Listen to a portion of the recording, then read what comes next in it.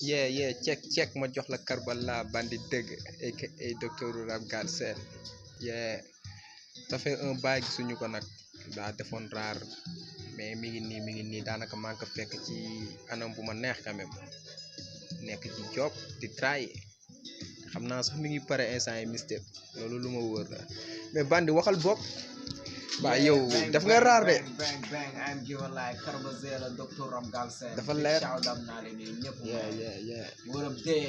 waaye Galsen bi nii boo gisee nii xam nga ñu xawoon làqatu nii dafa am ay vagues yu taxawoon yaa ma gën a naw mais dara ñu ngi nii feeñaan nañ quoi yaa ma gën a naw lépp dina tegu si yoon ñoo ngi si projet yi ñoo ngi job ok tout ça quoi dëgg la mais bandi yow lu tax nga jékki saa rek daw raar gisatuñ la fenn